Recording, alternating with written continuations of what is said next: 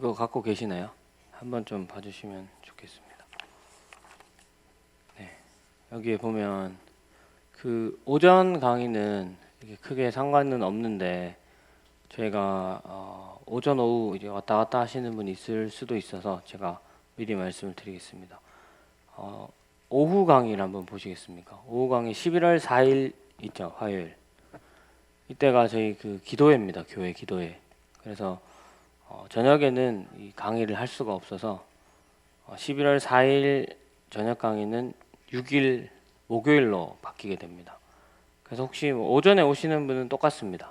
11월 5일 오전 10시 반에 오시면 되고, 혹시 이렇게 오전에 안 돼서 저녁에 오려고 계획하신 분이 있다면 화요일 날은 오시면 안 됩니다. 화요일 날은 어차피 기도회이기 때문에 저희가 함께 기도를 하고 이제 목요일 6일 날로 바뀌게 되니까 혹시 계획이 있으신 분들은 참고를 해주시면 되겠습니다. 네. 그럼 제가 기도하고 이제 시작하도록 하겠습니다. 네, 기도하겠습니다. 하나님 아버지, 오늘 이렇게 함께 하나님의 말씀을 공부할 수 있는 시간을 허락해 주셔서 감사합니다. 오늘은 우리가 구원받은 하나님의 자녀로서 어떻게 살아가야 하는지, 또 우리의 믿음이 어떻게 성장할 수 있는지 예수님의 삶을 통해서 우리가 함께 보고 배우게 됩니다. 이 시간을 통해서 하나님께서 우리에게 원하시는 삶을 우리가 잘 배우고 그렇게 살아갈 수 있는, 우리가 될 수 있는 시간이 되도록 은혜와 축복을 더해 주시기를 간절히 기도합니다. 감사드리며 살아계신 예수 그리스도 이름으로 기도드렸습니다. 아멘.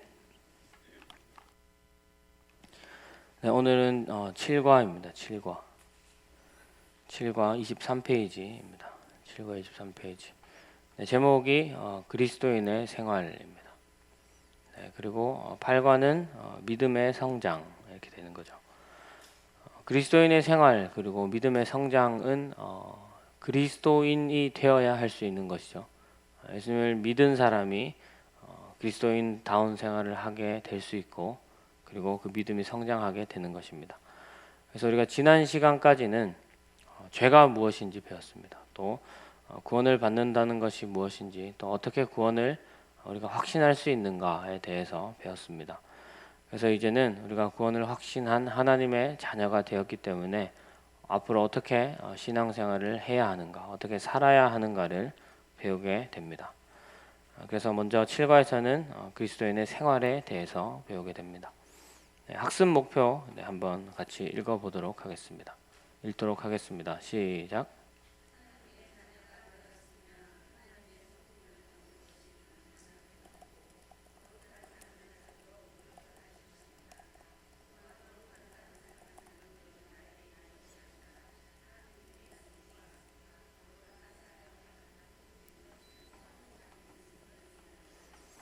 네, 이 학습 목표를 우리가 방금 읽었는데, 학습 목표에서 말씀하고 있는 그리스도인의 생활의 핵심이 무엇일까요? 그리스도인의 생활의 핵심. 네, 여기 보면 거룩한 삶입니다. 그리스도인은 어떻게 사는 사람이냐? 거룩한 삶을 사는 사람이 그리스도인이다, 이렇게 얘기합니다. 그래서 7과에서는 말씀 세 구절이 나옵니다. 이 세 구절을 통해서 거룩한 삶이 무엇인가 한번 생각해보고, 또 우리의 본이 되시는 예수님의 삶을 통해서 거룩한 삶을 어떻게 살아가는가 우리가 한번 생각해보고 또 배워보는 시간이 되었으면 좋겠습니다. 네, 그래서 우리가 거룩에 대해서 배우게 됩니다. 이번 시간은 거룩에 대해서. 거룩하면 어떤 생각이 드십니까? 어떤 이미지가 떠오르십니까? 사람들은 이 거룩에 대해서 각자 나름대로의 생각을 가지고 있습니다. 근데 그 생각이 성경과 맞지 않는 경우도 종종 있습니다. 우리는 흔히 거룩에 대한 이미지를 이제 외형적인 모습을 생각하는 경우가 많습니다. 겉으로 보여지는 모습을 보고 저 사람 거룩하다, 거룩한 분이구나, 이런 생각을 할 때가 있다는 것입니다. 그래서 우리가 거룩한 삶이 무엇인가, 어떻게 거룩한 삶을 살 수 있는가, 그것을 생각해 보기 전에 혹시 우리가 잘못 이해하고 또 오해하고 있는 거룩한 이미지가 무엇이 있는가 잠깐 보면 좋을 것 같습니다. 그래서 우리 흔히 사람들이 오해하는 거룩의 모습은 이제 보여지는 것들이죠. 남이 봤을 때 뭔가 다른 사람, 뭔가 품위가 있는 그런 사람들을 보면 좀 경건해 보이기도 하고 또 거룩해 보인다는 생각을 하기도 합니다. 뭐 교회 안에서 예를 들면 아주 경건한 모습으로 기도를 한다든지 손을 들고 또 기뻐하면서 찬양을 하는 그런 모습들, 아니면 늘 성경책을 들고 다니는 그런 모습들을 보면 우리가 이런 생각을 할 수도 있다는 것입니다. 그런데 이 거룩의 모습은 이런 외형적인 모습, 우리가 눈으로 볼 수 있는 것에서는 사실은 발견하기가 쉽지 않습니다. 다시 말해서 외형적인 것과는 별로 상관이 없습니다. 만약에 이런 외형적인 모습, 사람들이 오해하는 이런 기준으로 우리가 거룩을 판단한다면 성경에 나오는 예수님은 굉장히 거룩하지 않은 분이 됩니다. 그리고 바리새인은 그 누구보다 거룩한 사람들이라고 우리가 이야기해야만 할 것입니다. 바리새인에 대해서 우리가 지난 시간에 잠깐 봤는데 조금만 더 생각해 보겠습니다. 우리 주변에는 바리새인은 없습니다. 그렇죠? 그래서 우리가 바리새인을 알 수 있는 방법은 성경을 통해서 그들의 삶을 알 수 있습니다. 그들의 겉모습이 어땠을까요? 바리새인을 우리가 겉에서 보면 그들의 모습이 어떤 모습으로 비춰졌을까요?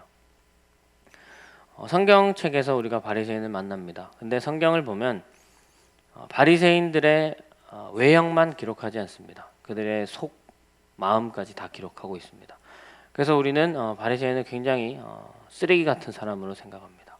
왜냐하면 그들의 본 마음이 무엇인지 성경이 함께 말해주고 있기 때문에 그들의 가식적인 모습을 우리가 다 성경을 통해 볼 수 있습니다. 근데 지난 시간에 말씀드렸던 것처럼 바리새인들은 사람들에게 굉장히 존경을 받았던 집단입니다. 굉장히 엘리트들이 모인 집단입니다. 그들은 겉으로 보기에는 완벽한 삶을 살았습니다. 누구도 입댈 것이 없는 삶이었습니다. 율법을 철저히 지키고 또 율법으로 사람들을 판단하는 사람들이었습니다. 그래서 우리가 성경을 통해서 바리새인들의 모습이 어떠했는지 한번 같이 봤으면 좋겠습니다. 마태복음 6장 5절과 마가복음 12장 40절입니다. 그냥 눈으로 보시기 바랍니다. 이렇게 말합니다. 너희는 기도할 때 외식하는 자와 같이 하지 말라. 이거는 바리새인들을 따라 하지 말라는 예수님의 말씀입니다. 근데 여기에 보면은 5절과 40절에 보면 바리새인들의 속 마음이 어떤지 함께 설명을 해주고 있습니다. 근데 그것이 없다라고 한번 생각하고 보시기 바랍니다. 이 사람들은 어떤 사람들이냐면 회당과 큰 거리 여기에서 서서 기도합니다. 누구나 볼 수 있습니다. 이 사람들이 기도하는 모습을. 그리고 40절에 보면 아주 길게 기도하는 사람들입니다. 길거리에 서서 경건한 모습으로 오랫동안 기도하는 사람들. 이 사람들이 바리새인입니다. 근데 여기에는 그들의 의도가 무엇인지 얘기하고 있죠. 사람들에게 보이기 위해서 하고 있다. 외식하는 마음으로 하고 있다. 이렇게 얘기를 하죠. 근데 우리가 사람의 내면을 볼 수 있습니까? 볼 수 없습니다. 예수님은 아시지만 우리는 사람의 내면을 다 알 수가 없습니다. 그래서 이런 부연 설명이 없다 하고 우리가 바리새인의 모습을 보면 충분히 저 사람도 참 믿음이 좋으신 분이구나, 거룩하신 분이구나, 경건하신 분이다 이렇게 생각할 수 있습니다. 만약 우리 교회에 이런 사람들, 우리 주변에 이런 사람들이 있다고 한번 생각해 보시기 바랍니다. 장소를 가리지 않습니다. 어디에 가든지 기도를 합니다. 심지어 거리에서도 기도합니다. 매일 시간을 정해놓고 바리새인처럼, 바리새인은 매일 오후 3시에 성전에 올라가서 기도를 합니다. 그리고 일주일에 2번씩 금식을 합니다. 주변에 이런 사람 혹시 있으십니까? 매일 똑같은 시간에 기도합니다. 교회에 와서. 그리고 일주일에 2번은 무조건 금식합니다. 각종 헌금 절대 빼먹지 않습니다. 율법에서 말하는 모든 말씀을 다 지키려고 부단히 노력합니다. 이런 사람들을 보면 우리가 굉장히 믿음이 좋으신 분이다, 거룩하다 이런 생각을 충분히 할 수 있습니다. 근데 제가 말씀드리는 것은 이런 모습이 잘못됐다는 것은 아닙니다. 그러나 우리가 중요한 것은 거룩하기 위해서, 거룩한 사람이 되기 위해서 이런 외적인 모습을 추구하기 시작하면 우리의 신앙이 잘못된 길로 빠질 수가 있다는 것입니다. 외적인 모습은 거룩한 모습과는 크게 상관이 없습니다. 거룩은 우리의 내면에서 나타나는 것입니다. 마태복음 23장 5절에서 7절 말씀 이것도 한번 보겠습니다. 이거는 바리새인들이 사람들 앞에 보이는 모습과 함께 그들이 왜 이런 일을 하는지를 같이 기록해 주고 있습니다. 이것도 똑같은 것이죠. 이 사람들이 왜 이렇게 경건한 모습으로 하느냐? 사람들에게 보이려고 합니다. 경문띠를 넓게 하여 옷수를 길게 하고 잔치의 윗자리와 회당의 높은 자리와 시장에서 문안 받는 것과 사람에게 랍비라 칭함 받는 것을 좋아하느니라. 이것은 사람들에게 다 인정을 받기 위한 겁니다. 하나님을 위한 게 아니라 내가 이런 사람이다 라는 것을 인정받기 위한 것입니다. 그래서 이들의 보이는 외적인 모습은 다 남에게 보여주기 위한 외식하는 행위라는 것입니다. 그래서 우리가 신앙생활을 출발하는 이 시점에 주변에 있는 사람들의 모습을 많이 보게 됩니다. 신앙생활을 어떻게 하는 것인가? 옆 사람이 또 우리의 목자가 또 우리의 양육자가 하는 것을 잘 배웁니다. 그러나 동시에 주변에 있는 사람들의 모습도 보게 됩니다. 근데 우리가 이 외형적인 모습을 보고 따라하면 그것은 거룩과는 아무런 상관이 없게 된다는 것입니다. 이 외형을 계속 추구하다 보면 어떤 문제가 생기냐면 내면에는 관심이 없고 계속 보여지는 것에만 집중을 할 수 있게 된다는 것입니다. 지난 시간에 말씀드린 것처럼 바리새인들은 처음부터 그렇게 외식하는 사람들이 아니었습니다. 유대교로부터 말씀을 쫓아 살아가겠다고 거룩한 사명과 목표를 가지고 분리되어 나온 사람들입니다. 그런데 그들이 사람들에게 인정을 받고 또 겉모습에 집중하다 보니 결국은 겉만 번지르르한 속이 빈 껍데기가 되고 만 것이죠. 그래서 우리가 오해하는 거룩의 가장 큰 모습은 사람들에게 보여지는 것입니다. 외형적인 것. 그런 것들에 우리가 거룩의 초점을 맞추기 시작하면 우리도 바리새인처럼 속은 비어가지만 겉만 남에게 보여지기 위해 노력할 수 있다라는 것입니다. 그래서 우리가 그리스도인의 생활에서 추구해야 되는 것이 거룩한 삶인데 이 거룩한 삶은 사람들에게 보여주기 위한 것이 절대로 아니다라는 오해를 우리가 하지 않아야 된다라는 것에서 이것을 말씀드렸습니다. 그러면 예수님은 어떤 모습이었을까요? 바리새인이 살던 시절 같은 시대에 살았습니다. 이 시대에 예수님의 모습이 어떠했는가 아주 간략하고 또 명확하게 말씀해 주는 말씀이 있습니다. 마태복음 9장 10절 말씀입니다. 한번 눈으로 보시기 바랍니다. 예수님이 마태라는 사람 집에서 음식을 먹었습니다. 먹었는데 누구랑 먹었느냐? 많은 세리와 죄인과 함께 먹었습니다. 이 당시에 세리는 죄인이나 다름이 없었습니다. 죄인으로 취급받는 대표적인 부류가 있습니다. 세리와 창녀입니다. 예수님은 주로 누구랑 다니셨냐면 이 세리와 창녀들과 함께 다녔습니다. 한두 명이랑 다닌 게 아닙니다. 성경에 보시면 알겠지만 예수님은 항상 무리로 지어 다녔습니다. 무리로. 제대로 된 옷을 입지도 않으셨습니다. 목수였기 때문에 옷이 굉장히 해지고 더러운 옷입니다. 이런 예수님의 모습을 한번 생각해 보시기 바랍니다. 사람들이 다 손가락질하는 무리와 우르르 몰려서 거지떼처럼 몰려다닙니다. 이런 예수님 그리고 언제나 경건한 모습으로 옷을 길게 늘어뜨리고 길거리에서 기도하는 이런 바리새인의 모습 여러분이 생각하실 때는 누가 더 거룩한 모습으로 보입니까? 겉으로 보면 외형적인 기준으로 보면 비교할 가치가 없습니다. 예수님은 거룩한 사람이 아니다라고 우리가 단번에 대답할 수 있습니다. 그러나 성경은 그렇게 말하지 않습니다. 성경은 바리새인은 거룩은 고사하고 외식하는 자다 이렇게 아주 강하게 비판하고 있습니다. 그러면 성경이 말하는 거룩의 기준은 그런 모습이 아니라는 것이죠. 겉으로는 예수님처럼 조금 더러워 보이고 또 그럴듯해 보이지 않는다고 하더라도 성경은 예수님을 거룩의 표지로 삼고 있습니다. 우리가 예수님처럼 살아야 된다 이렇게 말합니다. 그래서 우리가 예수님의 삶을 통해서 이 거룩하게 산다라는 것이 도대체 무엇인가 우리가 한번 말씀을 통해서 공부해 보도록 하겠습니다. 네, 본문 공부 2번입니다. 가서 베드로전서 1장 15절에서 16절 책에 있습니다. 한번 읽어보도록 하겠습니다. 읽겠습니다. 시작.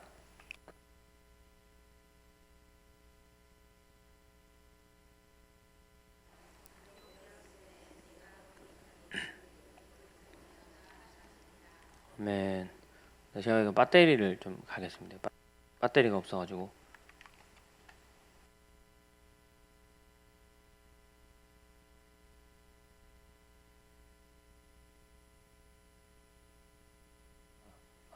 네. 방금 베드로전서 말씀에도 보면 우리에게 얘기하고 있습니다. 거룩한 사람이 되라.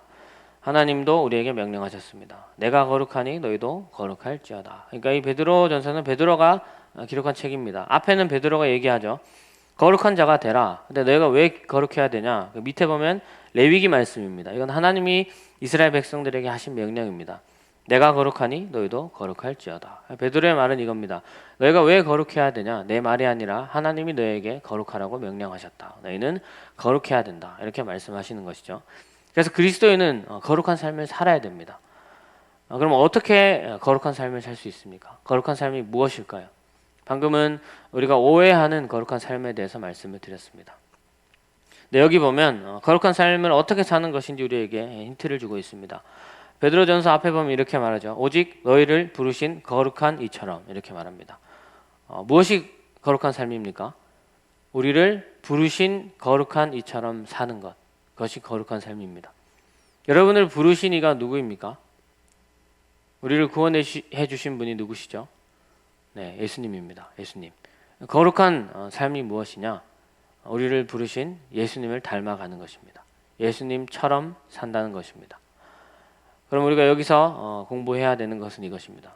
거룩한 삶이 예수님을 닮는 것이고 예수님 따라 살아가는 것인데 예수님을 닮는 것이 어떤 삶인가? 어떻게 예수님처럼 살 수 있을까? 이것이 우리에게 거룩한 삶을 살아가게 하는 답이 된다는 것입니다. 근데 예수님을 닮는다는 것, 예수님처럼 산다는 것이 우리에게 굉장히 추상적인 말처럼 들릴 수 있습니다. 많이 듣죠. 예수님처럼 살아야 된다 이런 말을 많이 듣습니다. 근데 이것은 굉장히 구체적인 것입니다. 추상적이고 뭐 뜬구름 잡는 이야기가 아닙니다. 굉장히 구체적인 것입니다. 왜냐하면 우리가 예수님의 삶을 어떻게 알 수 있냐? 성경을 통해 알 수 있습니다. 근데 성경을 보면 예수님의 삶을 굉장히 구체적으로 기록하고 있습니다. 그냥 뭐 대충 적어 놓은 게 아닙니다. 아주 구체적으로 기록하고 있습니다. 그분이 하셨던 말씀, 그리고 그분이 어떻게 사셨는지, 어떻게 죽으셨는지, 또 어떻게 오셨는지 이렇게 말하고 있습니다. 그래서 성경의 주제는 예수님입니다. 그렇기 때문에 예수님처럼 산다라는 것은 굉장히 구체적인 말입니다. 성경을 보면 우리가 예수님의 삶을 다 확인할 수 있습니다. 그러나 우리가 지금 이 시간에 예수님의 삶을 다 볼 수는 없습니다. 너무나 방대하기 때문에. 그래서 한 가지 말씀을 통해서 예수님의 삶에서 흐르고 있는 특징적인 성품을 우리가 한번 살펴보고 그 성품을 우리가 좀 닮아가는 것이 우리에게 거룩한 삶을 살아가게 하는 방법이 될 수 있다라는 생각이 듭니다. 그래서 제가 한 가지 말씀을 이렇게 예수님의 삶을 좀 나타낼 수 있는 말씀을 여러분에게 보여드리겠습니다. 아주 간략하고 명확하게 요약해주는 말씀이 있습니다. 이 말씀을 통해서 예수님의 삶에 흐르는 두 가지 성품, 그것을 우리가 한번 살펴보도록 하겠습니다. 빌립보서 2장 6절에서 8절 말씀입니다. 네, 말씀을 한번 띄어놔 주시기 바랍니다. 눈으로 보시기 바랍니다. 이 말씀을 보면 우리가 예수님의 성품 두 가지를 발견할 수 있습니다. 물론 더 발견할 수 있습니다. 그러나 언제나 예수님의 삶에 나타나는 두 가지, 여기서도 우리가 확인할 수 있습니다. 첫 번째, 예수님의 삶에서 여기서 발견할 수 있는 한 가지 성품은 뭐냐면 사랑입니다. 사랑. 예수님은 언제나 병자들과 함께 다니셨습니다. 약자들과 함께 다녔습니다. 그리고 그들을 고쳐주셨습니다. 그리고 그들의 친구가 되어주셨습니다. 그리고 때로는 죽은 자도 살리셨습니다. 그래서 그분의 사랑을 그런 사람들에게 언제나 흘려보내는 삶을 살아가셨습니다.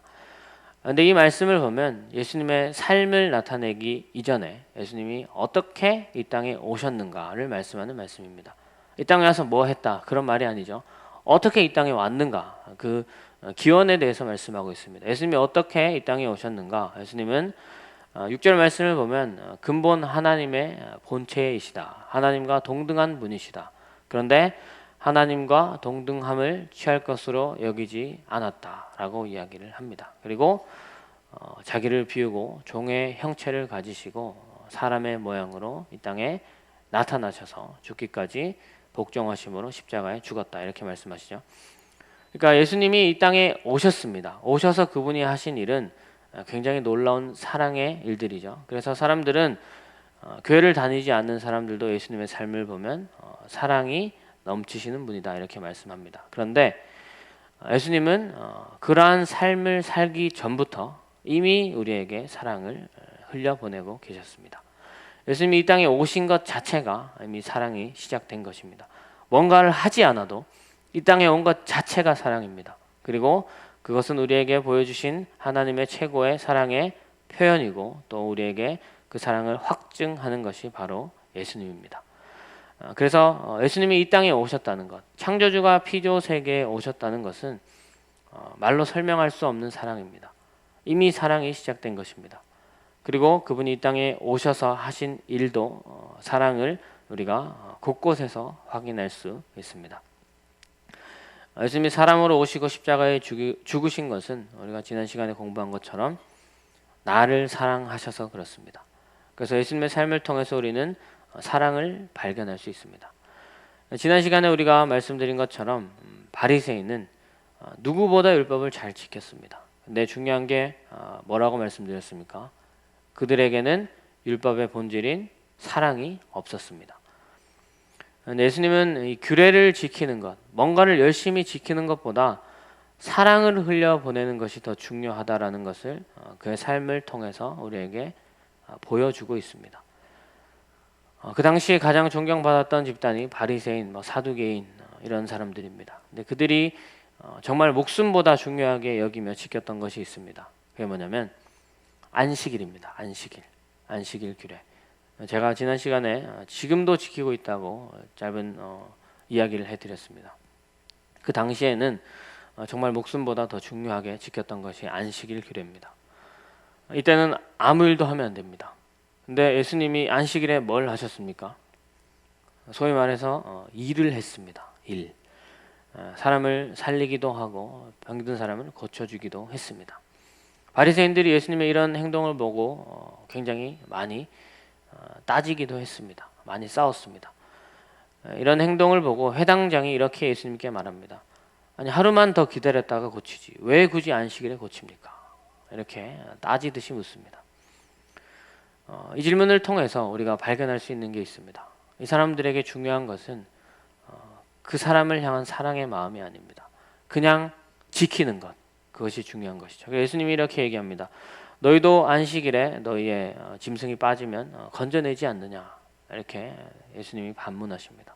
예수님은 사랑의 마음을 위해서 그들에게 사랑의 마음을 흘려보내기 위해서는 안식일의 규례 그들이 사랑 없이 지키는 것보다 차라리 사랑을 흘려보내는 것이 낫다라는 것을 말씀해 주는 것입니다.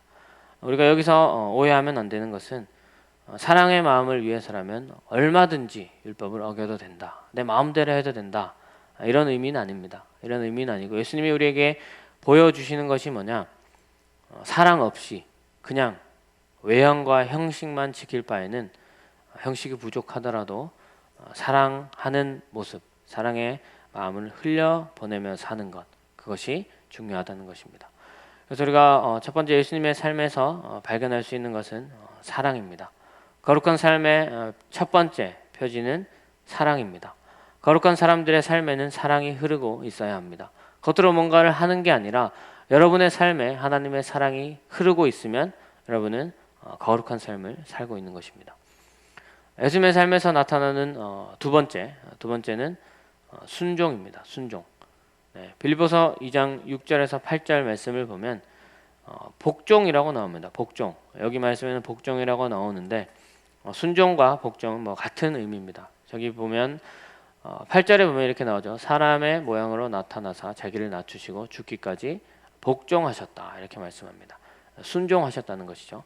누구에게 순종하신 겁니까? 예수님이? 네, 저거는 하나님의 말씀에 순종했다는 겁니다. 하나님의 말씀, 자신의 아버지가 되는 하나님의 말씀. 그러니까 예수님의 삶에서 두 번째 나타나는 모습은 순종하는 것입니다. 예수님이 이 땅에 계실 때 언제나 하나님의 말씀에 순종했습니다. 조금은 극단적으로 들릴 수도 있습니다. 예수님은 살아계실 때 이렇게 말씀했습니다. 나는 아무것도 스스로 할 수 없다. 나는 나를 보내신 이의 말씀대로만 살아간다. 이렇게 말씀하셨습니다. 요한복음 5장 30절과 6장 38절 말씀 한번 보시면 예수님이 직접 하신 말씀입니다. 이렇게 얘기하죠. 내가 아무것도 스스로 할 수 없노라. 듣는 대로 심판하노니 나는 나의 뜻대로 하려 하지 않고 나를 보내신 이의 뜻대로 하려 함으로 내 심판은 의로우니라. 내가 하늘에서 내려온 것은 내 뜻을 행하려 함이 아니요 나를 보내신 이의 뜻을 행하려 함이니라.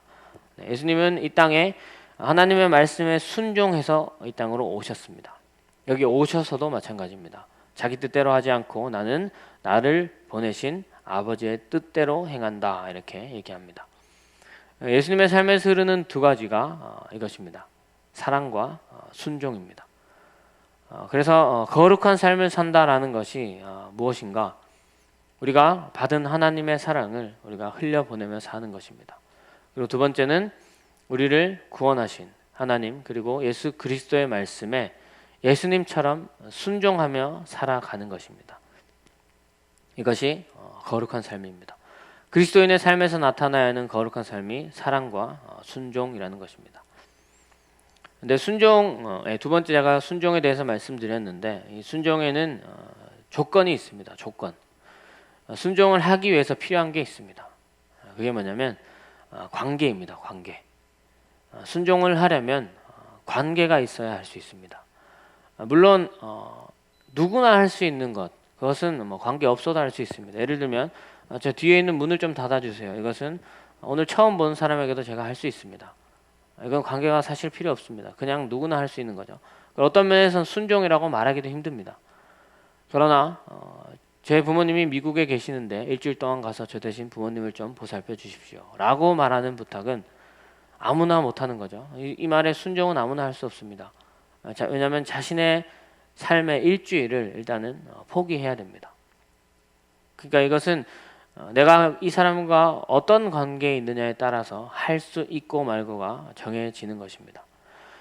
그래서 우리의 순종은 그 사람과 상대와 나와의 관계의 크기와 깊이만큼 순종의 크기가 달라지게 됩니다. 예수님이 순종을 통해서 하나님과 자신과의 관계가 얼마나 크고 깊은가 우리는 짐작할 수 있습니다. 그분은 자신의 모든 것을 버렸습니다. 그리고 이 땅에 오셔서 죽으셨습니다. 왜냐하면 그 말씀을 하나님이 예수님께 하셨기 때문이라는 것입니다. 그래서 오늘 하나님의 말씀 앞에서 여러분이 얼마나 순종하고 있는가 그것을 한번 생각해 보시기 바랍니다. 그것이 지금 여러분과 하나님과의 관계를 보여주는 지표다라고 할 수 있습니다. 누구나 할 수 있는 것밖에 하지 못한다. 그러면 누구나 맺을 수 있는 관계에 여러분이 하나님과 관계 안에 있다는 것입니다. 하나님 앞에서 내가 얼만큼 포기하고 또 얼만큼 내려놓을 수 있고 또 얼만큼 순종할 수 있는가 그것이 하나님과 나와의 관계를 보여주는 것이다 라고 할 수 있습니다. 그래서 우리가 더 하나님과 말씀과 기도로 교제함으로 주님과 더 깊은 관계 안에 거해서 더 하나님이 기뻐하시는 순종의 자리로 우리가 나아가서 예수님처럼 순종하고 예수님처럼 거룩한 삶을 살아가게 되기를 바랍니다. 다를 보겠습니다. 다. 구원받기 위해 거룩해지는 것이 아니라 구원받았기에 거룩해져야 하는 것이다. 이런 말이죠. 순서를 말하는 것입니다. 순서를. 구원을 받기 위해 거룩한 사람이 되는 것이 아니고 구원받은 사람이 거룩해질 수 있다는 것입니다. 기본적으로 거룩이라는 말의 의미는 구별입니다. 구별, 분리 이런 것입니다. 그럼 성경에서 우리에게 거룩해져라라는 말은 구별되라는 말입니다. 쉽게 말하면 어떻게 구별되죠? 어디로부터 구별되라는 말입니까? 네, 세상으로부터 구별되라는 말이죠. 세상으로부터. 그러니까 제가 두 가지를 말씀드렸습니다. 거룩한 삶은 예수님의 성품, 사랑과 순종을 담는 것인데 이렇게 하면 세상과 구별이 됩니다. 내가 세상과 구별되기 위해 특별한 노력을 할 필요가 없습니다. 이 두 가지를 하면 자동으로 구별이 됩니다. 예수님의 삶에서 나타난 두 가지를 하면 구별이 자동으로 됩니다. 그래서 거룩한 삶이 사라진다는 것입니다. 앞서 말씀드린 두 가지, 사랑과 순종, 이것은 구원받지 않은 사람의 삶에서는 절대로 나타나지 않습니다. 나타날 수도 없습니다. 행할 수도 없습니다. 노력해도 되지 않습니다. 그래서 구원받은 사람만 거룩한 삶을 살 수 있습니다. 한번 생각해 보겠습니다. 여러분, 세상 사람들에게서 사랑을 찾아볼 수 있습니까? 물론 부모가 자녀를 향한 사랑, 그것은 우리가 세상 사람들에게서도 종종 발견할 수 있습니다. 이것은 하나님의 사랑과 가장 근접한 사랑이라고 할 수 있기 때문입니다. 그러나 일반적으로 사람들과의 관계에서 사랑을 찾아볼 수는 없습니다. 내가 널 사랑한다 이런 말은 많이 하죠. 근데 그것은 사실 본질적인 사랑은 아닙니다. 하나님이 우리에게 주시는 조건 없는 사랑이 아니라는 것입니다. 이유가 없는 사랑은 없습니다. 이 세상에. 요즘에 결혼하는 부부의 관계에서도 이유가 있습니다. 조건이 따라옵니다. 이유 없이 결혼하는 사람은 없습니다. 다 조건을 따지죠. 이 정도는 돼야 내가 저 사람과 만난다. 애초에 만나지도 않습니다. 조건이 안 되면. 그러니까 이 세상에서는 이 하나님이 우리에게 주시는 사랑을 볼 수가 없습니다. 그러나 우리는 그 사랑을 받았습니다. 그렇기 때문에 우리는 그 사랑을 세상에 흘려보낼 수 있는 사람입니다. 그 사랑을 알기 때문에. 그래서 예수님을 믿는 사람에게서 나타나는 것이 하나님의 사랑입니다. 우리가 받은 사랑을 흘려보내는 것이죠. 두 번째, 세상 사람들에게서 순종. 여러분, 순종을 찾아볼 수 있습니까? 여기서 말하는 순종은 하나님을 향한 순종을 말하는 것입니다. 세상 사람들은 하나님의 존재를 인정하지 않습니다. 그래서 하나님의 말씀에 순종한다는 것은 있을 수가 없는 일이죠. 이런 모습은 발견할 수 없습니다. 그렇기 때문에 세상과 구별되라는 말은 굉장히 구체적인 것입니다. 무작정 나는 그리스도인이야. 세상과 달라야 돼. 이렇게 그냥 주문을 외우듯이 살아가라는 말이 아닙니다. 세상을 알지 못하는 하나님의 사랑을 나는 알고 있습니다. 그래서 그 사랑을 흘려보내는 것이죠. 다른 말로 하면 복음을 전하는 것입니다. 우리가 그들에게 복음을 전하면 어떻게 반응합니까? 절대 쉽게 받아들이지 않습니다. 욕하고 때로는 관계를 끊자고 하는 사람도 있습니다. 그런데 어떻게 합니까? 계속 갑니다. 하나님의 사랑을 알기 때문이죠. 세상 사람들은 하나님의 말씀을 알지 못합니다. 그래서 순종할 수가 없습니다. 그러나 우리는 알고 있습니다. 그래서 우리는 그 말씀에 순종합니다. 그래서 우리의 삶이 그들과 다른 것입니다. 그래서 거룩한 삶이 살아가지는 것입니다.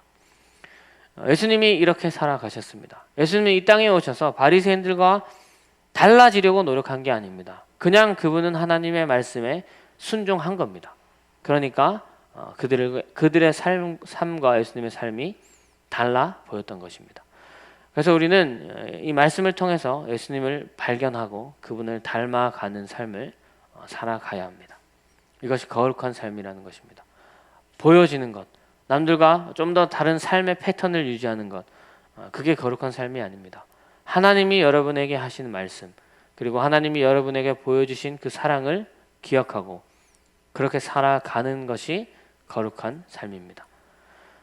근데 우리가 이렇게 살려고 아마 노력을 해보셨을 것입니다. 근데 쉽게 잘 되지는 않습니다. 말처럼 잘 되지 않는 게 문제입니다. 그래서 성경은 어떻게 하면 우리가 그렇게 살 수 있는가에 대해서도 말씀해 주고 있습니다. 그게 이번에 빌립보서 2장 13절 말씀에 보면 그 비결이 나와 있습니다. 어떻게 우리가 거룩한 삶을 살 수 있을 것인가? 빌립보서 2장 13절 말씀을 한번 읽어보겠습니다. 네, 같이 읽어보도록 하겠습니다. 시작.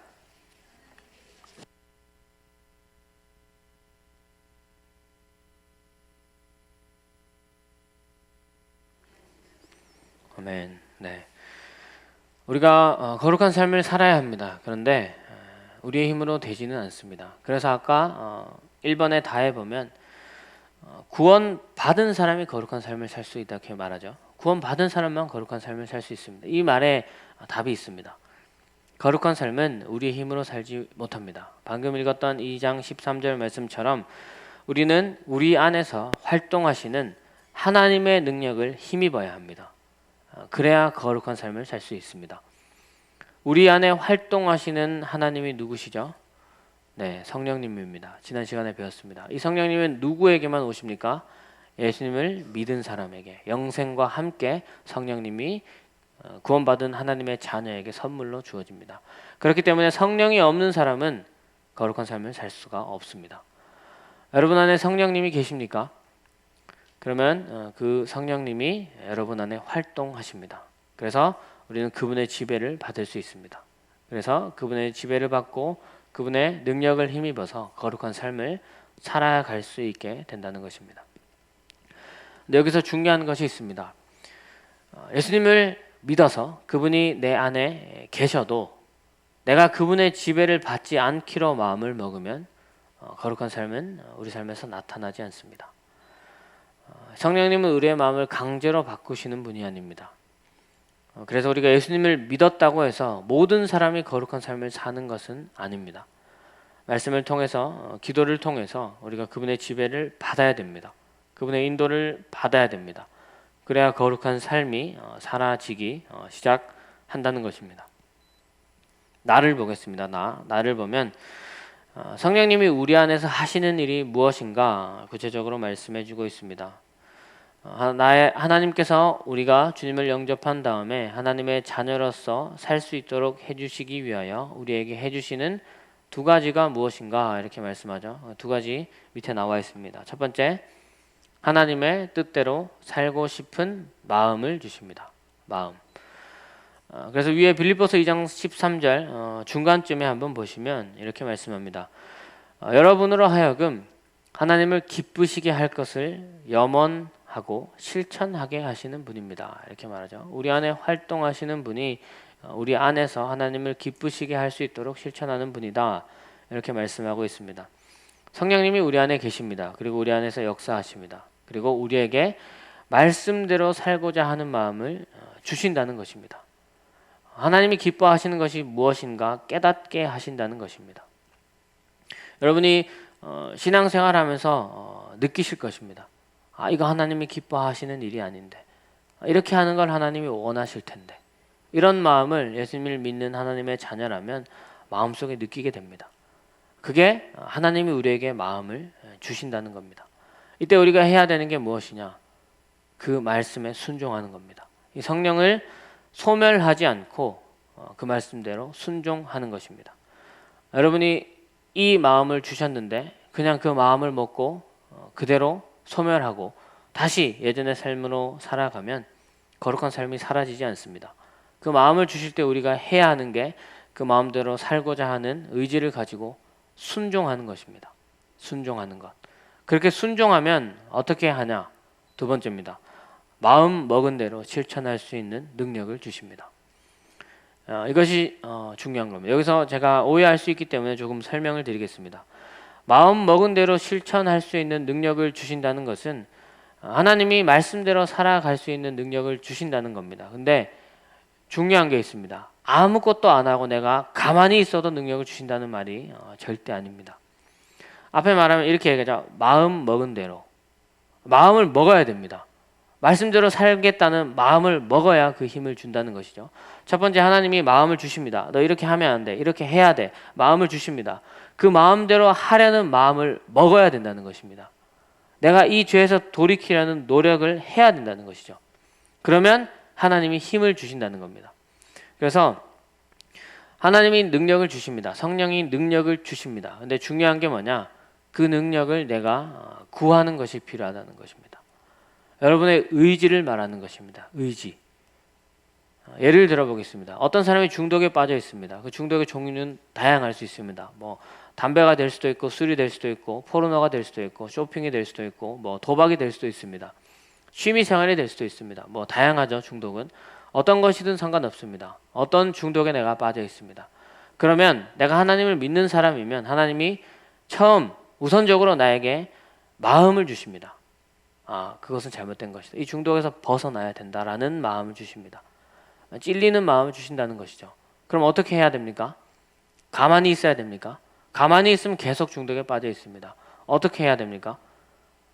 하나님이 내게 마음을 주신 대로 내가 여기서 벗어나야 되겠다.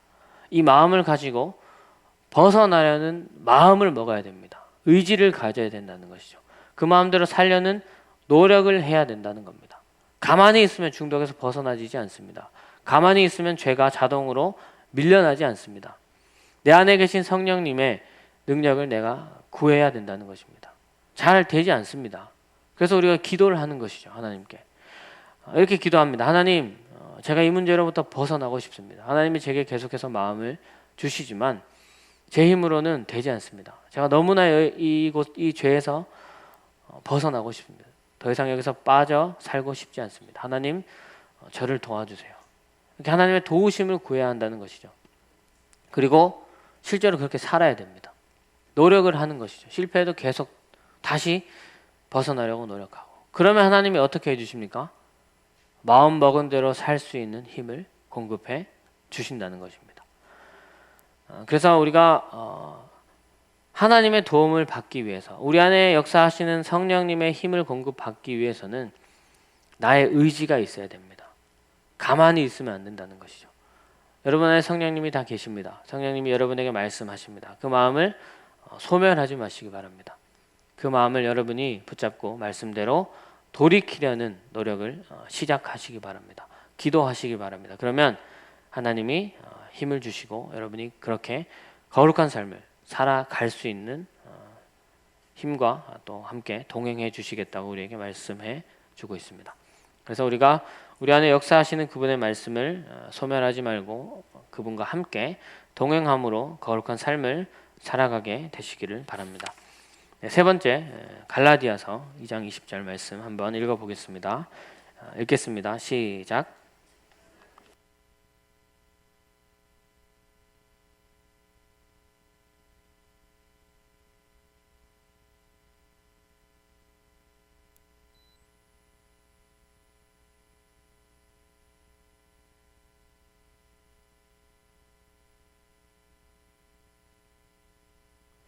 아멘.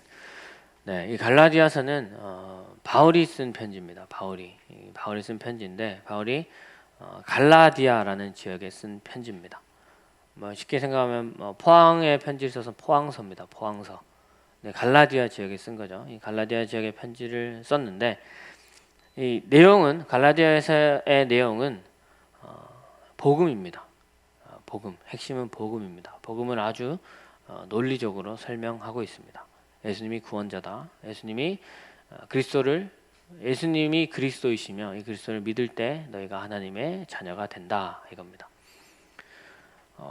여러분 성경책 책 66권 중에 가장 복음을 압축해서 잘 설명한 책이 무엇인지 아십니까? 로마서입니다. 로마서 아시죠? 로마서.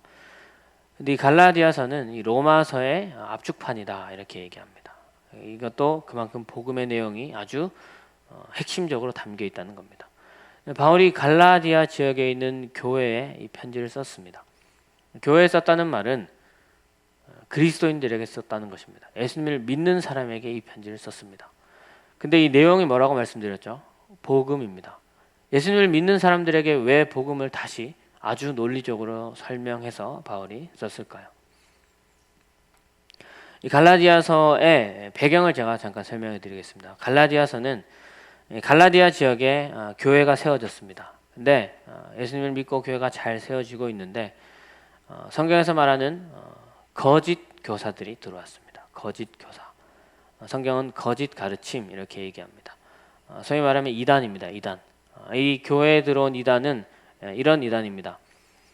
율법주의자, 할례주의자. 그러니까 예수를 믿고 있습니다. 갈라디아 교회는. 근데 이 거짓 교사들이 들어와서 이렇게 말합니다. 내가 예수님을 믿는 것 잘하고 있다. 근데 그것만 해서 되지 않는다. 너희는 할례도 받아야 된다. 왜냐하면 율법의 할례를 받아라고 돼 있기 때문이다. 이렇게 속였습니다. 할례가 뭐냐면 할례는 하나님께서 아브라함에게 나타나셔서 너가 나의 백성이다 라는 것을 몸에 표시하는 겁니다. 그래서 언약 백성이라는 것을 나타내는 표지가 할례입니다. 몸에 나타내는 것이 할례죠. 그래서 유대인들은 계속 할례를 받았습니다. 그래서 할례를 받으면 하나님의 자녀다라는 생각을 가지고 있었습니다. 그래서 이 사람들은 자신이 믿고 있는 이 율법을 갈라디아 교회에 와서 전한 겁니다. 예수도 믿어야지만 할례를 받아야 된다라고 거짓 가르침을 가르친 것이죠. 그래서 바울이 편지를 쓴 겁니다. 이 교회를 흔들고 있구나. 내가 다시 복음의 진리로 이들을 바로 세워야 되겠다.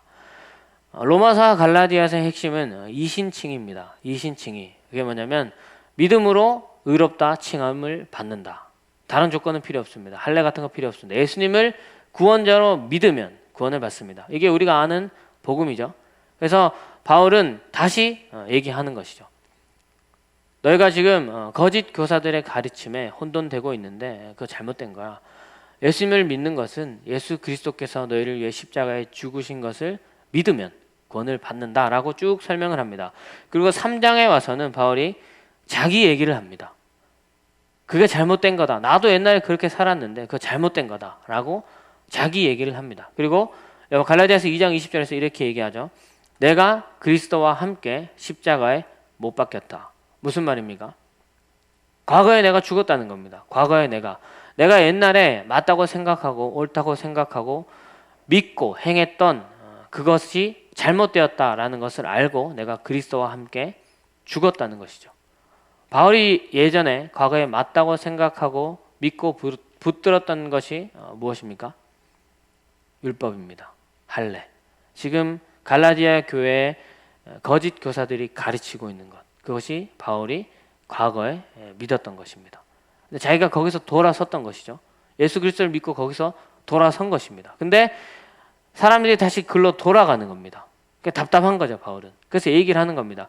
내가 옛날에 율법을 따라서 할례를 지키며 사는 것, 그것이 옳다고 믿고 살았던 사람이다. 그래서 내가 대제사장에게 공문을 받아서 이방 지역까지 가서 그 율법을 따라 살았던 사람이다. 나는 바리새인 중에 바리새인이고 유대인 중에 유대인이다. 나는 그 누구보다 열심히 율법을 따라 살았다. 근데 내가 다메섹에서 예수 그리스도를 만났다. 예수를 만나가 보니 그것은 다 거짓이다. 그것으로는 우리가 의롭게 될 수 있는 것이 아니다. 율법으로 우리가 의롭게 되는 것이 아니라 하나님의 아들이신 예수 그리스도를 믿는 믿음으로 우리는 의롭게 되는 것이다. 그래서 나는 그리스도와 함께 예수 그리스도를 만나고 율법의 행위로 의롭게 되려고 했던 과거에 나는 죽었다. 그러니 너희도 다시 거짓을 따라 사는 것이 아니라 너희를 구원하신 예수 그리스도를 따라 살아가라라는 것입니다. 그래서 갈라디아서 1장에 바울은 시작부터 이렇게 말합니다. 너희를 위해 십자가에서 죽이신 예수 그리스도가 아직도 눈앞에 선한데 너희가 왜 거짓을 따라 살아가느냐 이렇게 바울이 이야기를 합니다. 그러니까 바울이 여기서 얘기하는 것은 이겁니다. 거룩해지는 것, 예수님을 따라 살아가는 것은 행위나 어떤 율법이나 종교적인 행위를 잘 지켜서 되는 것이 아니라는 것입니다. 착하게 살아서 되는 게 아니라는 것입니다. 예수 그리스도를 믿고 그 안에 계신 성령을 따라 살아가는 것, 그리스도와 함께 내가 죽었다는 것을 고백하고 내 안에 계신 그리스도를 따라 살아가는 것, 그것이 거룩한 삶이다 라는 것을 얘기하는 것입니다. 그래서 갈라디아서 2장 20절을 보면 바울이 두 가지를 대조해서 이야기합니다. 두 가지를. 첫 번째가 뭐냐면 나와 그리스도입니다. 나와 그리스도. 그리고 두 번째는 율법과 믿음입니다. 예전에는 내가 살았는데 이제 그리스도가 산다. 예전에는 율법을 따라 살았는데 지금은 믿음으로 산다. 그래서 2장 20절의 말씀을 요약하면 이겁니다. 나는 원래 율법을 따라 살았는데 이제 그리스도를 믿는 믿음으로 살아간다. 두 가지가 완전히 바뀐 것입니다. 그리고 그 믿음으로 살아갈 때 내 안에 계신 그리스도께서 능력을 주신다라는 것을 바울이 얘기하는 것입니다. 그래서 바울이 갈라디아 교인들에게 다시 복음을 전하는 겁니다. 너희 안에 그리스도를 따라 살아가면 된다. 그리스도가 너의 구원자다. 이런 말입니다. 그래서 가를 보면 이렇게 말하죠. 구원 얻은 성도로서 살 능력이 없다 느끼고 스스로 포기하는 사람이 많다. 이렇게 얘기합니다. 근데 그럴 필요가 없습니다. 왜냐하면 갈라디아서 2장 20절 말씀처럼 원래 내가 하는 게 아닙니다. 우리는 내가 하는 자리에서 돌아선 사람들입니다. 과거에 내가 죽고 이제 내 안에 살아계신 그리스도를 믿는 믿음으로 살아가는 것입니다. 여러분이 예수님을 믿으셨다면, 예수님을 믿고 난 후에 사람마다 다릅니다. 크든 작든 여러분의 삶에 변화가 생기셨을 것입니다. 여러분이 어떻게 변하셨습니까? 열심히 노력하셨습니까? 물론 우리의 의지가 필요합니다. 그러나 우리가 궁극적으로 변화된 이유는 여러분이 믿고 있는, 여러분 안에 계시는 그리스도께서 주시는 능력으로 여러분의 삶이 변화되기 시작한 것입니다. 바울의 고백처럼 우리가 율법의 행위로는 의롭게 될 수 없습니다. 바울은 그 누구보다 율법을 열심히 지켰습니다. 근데 그 율법으로는 의롭게 될 수가 없다는 것을 깨달았습니다. 우리도 마찬가지입니다. 우리의 힘으로, 우리의 어떤 노력으로 우리가 거룩에 이를 수도 없습니다.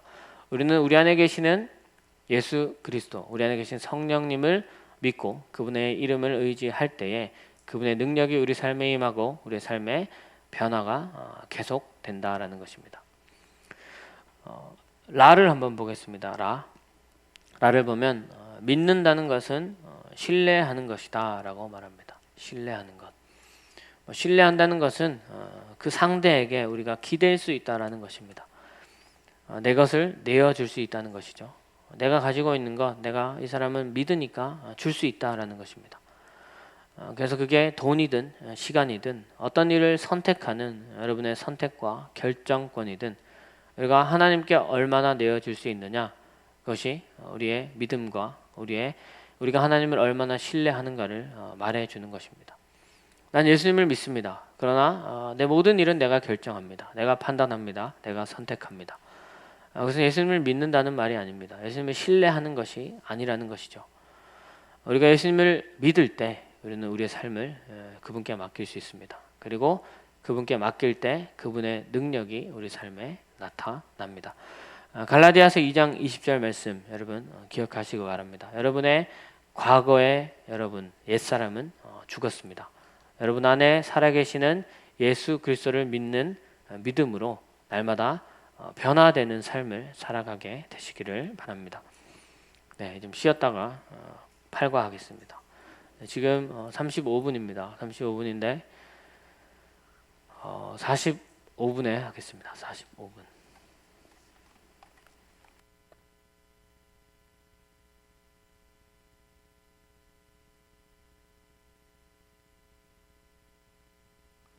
제가 31분이라고 하지 않았나요? 아, 그래요? 그러면 40분까지 쉴까요? 네, 40분까지 쉬겠습니다.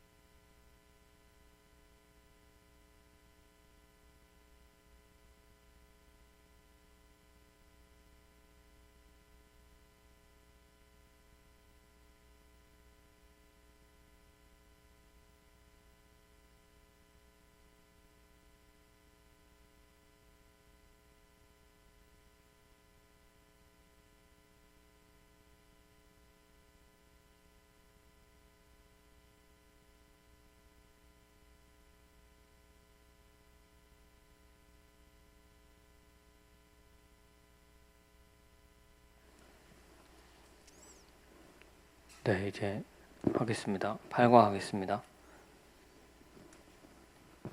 네, 8과 제목은 믿음의 성장입니다. 믿음의 성장. 네, 예수님을 믿으면 우리가 믿음이 성장하게 됩니다. 믿음이 성장하게 되는데 믿음이 어떻게 성장하는가 우리가 한번 공부해 보도록 하겠습니다. 그리고 내 믿음이 자랐는지 아니면 뒤로 후퇴하고 있는지 아니면 늘 그 자리에 머물러 있는지 어떻게 알 수 있는지 우리가 한번 8과를 통해서 공부하도록 하겠습니다. 학습 목표 한번 읽어보겠습니다. 읽겠습니다. 시작.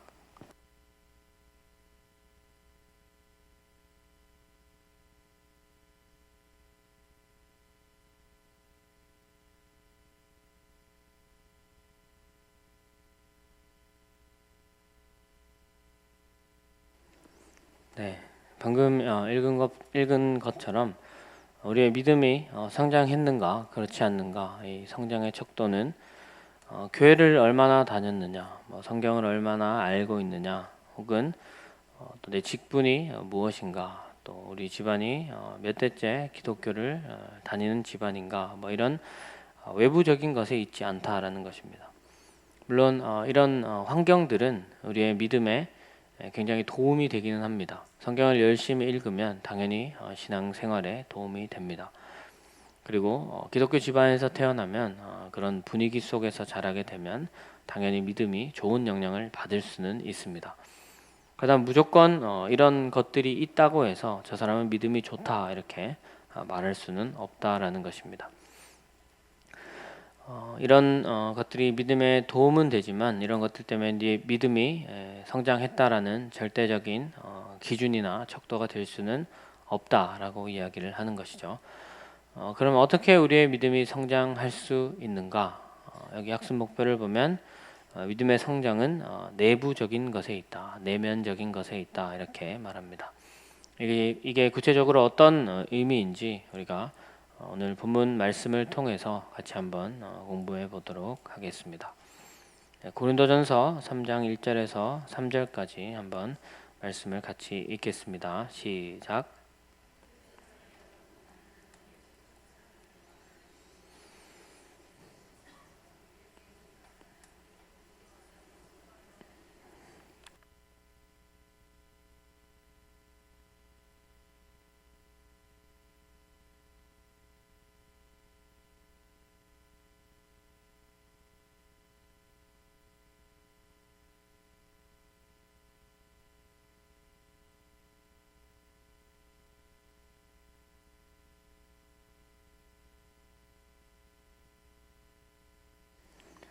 아멘. 네, 이 고린도전서도 바울이 쓴 편지입니다.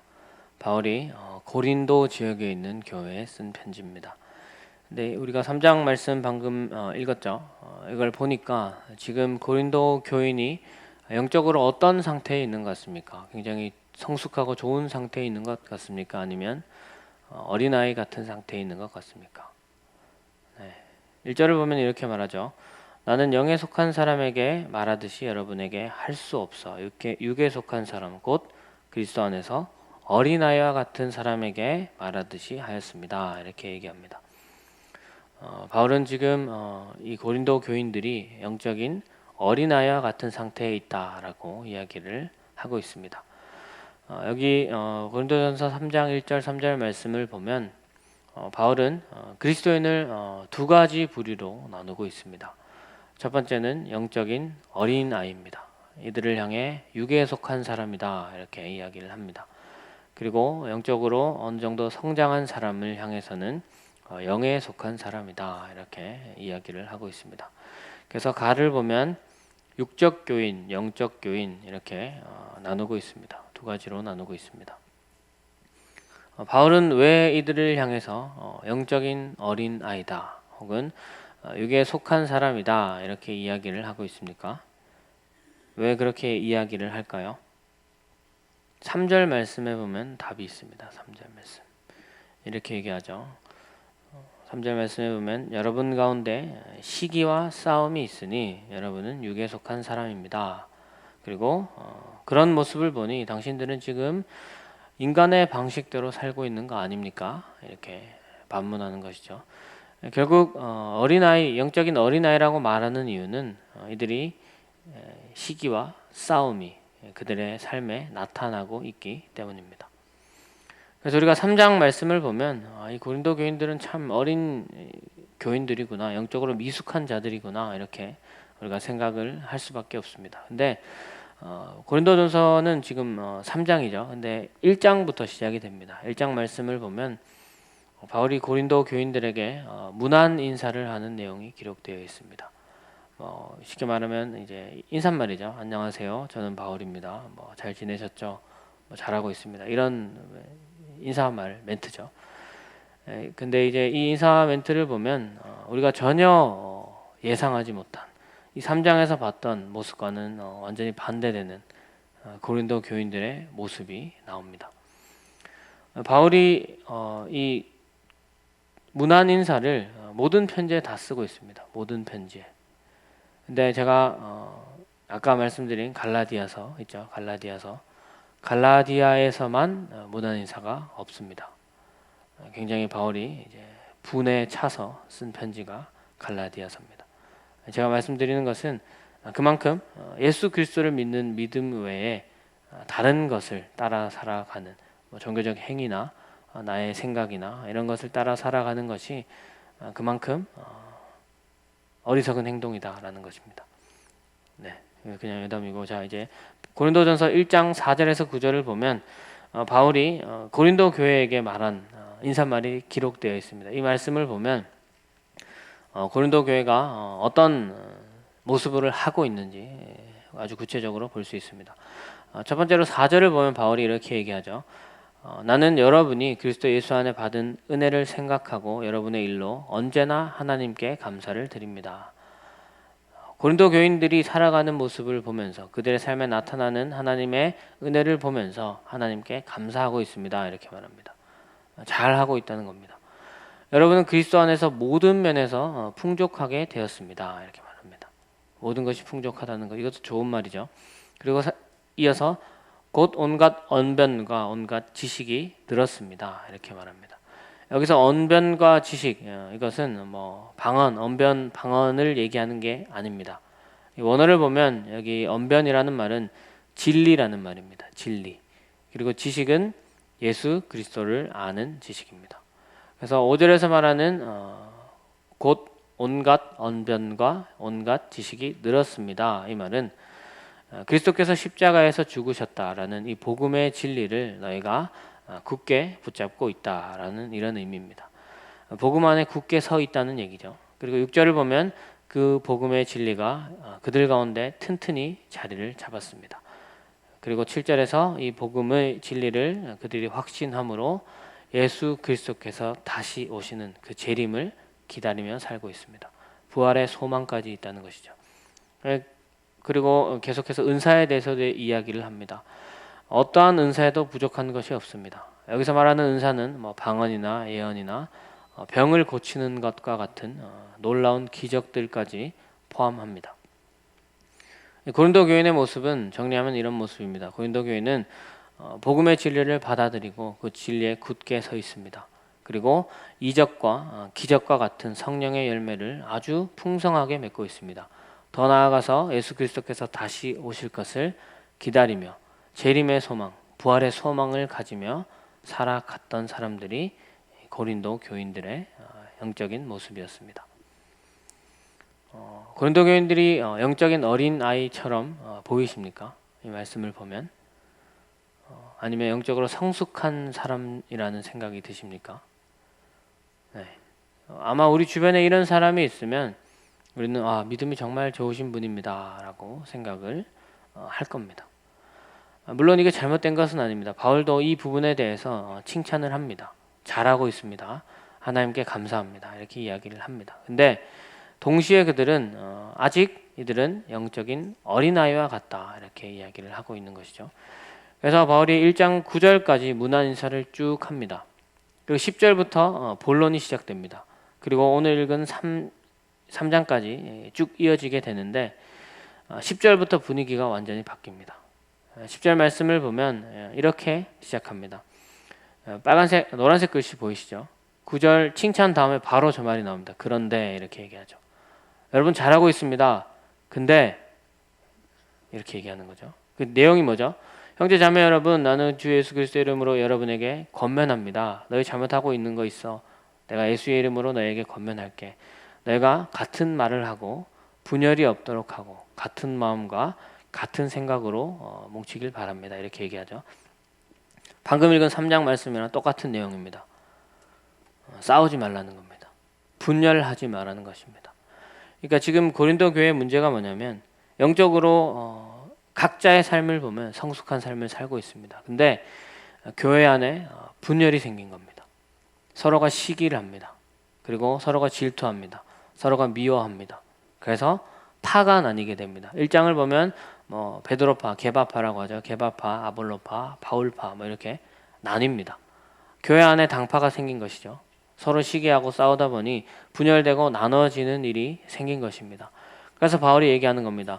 너희가 아무리 많은 성령의 은사를 가지고 있고 너희의 믿음이 좋고 너희가 수많은 은사들을 행한다고 하더라도 너희가 서로 사랑하지 못하고 시기하고 질투하고 싸우고 분열하는 것을 보니까 너희는 아직 영적인 어린아이구나 이렇게 이야기를 하는 것입니다. 그래서 다를 보겠습니다. 다를 보면 고린도 교인의 다의 질문에서 영적으로 어리다는 근거를 바울은 어디에서 찾고 있습니까? 어디에서 찾고 있습니까? 시기와 질투, 분열에서 찾고 있다는 것입니다. 그러면 라의 질문을 보겠습니다. 시기와 싸움이 왜 영적으로 어린 증거입니까? 이렇게 이야기를 하고 있습니다. 시기와 싸움이 일어나는 이유가 무엇이죠? 시기와 싸움이 일어나는 이유. 보통은 자기 생각을 얘기하기 때문이죠. 근데 미숙하기 때문에 일어나는 겁니다. 주로 시기와 싸움이 많이 일어나는 연령대는 어른이 아니라 어린입니다. 어린이들은 자주 싸우죠. 자주 굉장히 많이 싸웁니다. 그래서 옛말에 어릴 때는 다 싸우면서 크는 거다 이렇게 하는 말도 있죠. 계속 싸웁니다. 왜 싸웁니까? 애들이 나빠서 싸웁니까? 성숙하지 못해서 그런 겁니다. 미성숙한 거죠. 그래서 바울도 얘기를 하는 겁니다. 너희가 아무리 잘해도 너희가 서로 싸우고 시기하고 질투하고 분열을 일으키는 거 보니까 너희가 아직 어리구나 이런 겁니다. 나밖에 모르기 때문에 싸우는 겁니다. 양보하지 않기 때문에 싸우는 겁니다.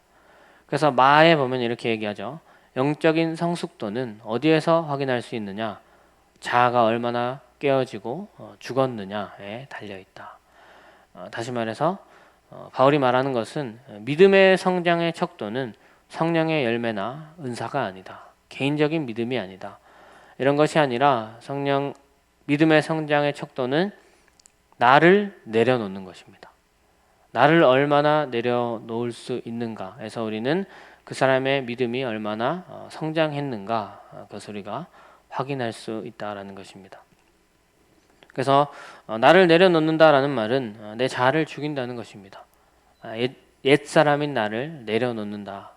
아까 갈라디아서 2장 20절 말씀에서 말한 것처럼 내 옛사람은 그리스도와 함께 십자가에 못 박혔다. 그래서 이제는 내가 사는 것이 아니라 내 안에 살아계신 그리스도를 믿는 믿음으로 사는 것이다. 이 고백을 우리가 실제 삶에서 살아내는 것입니다.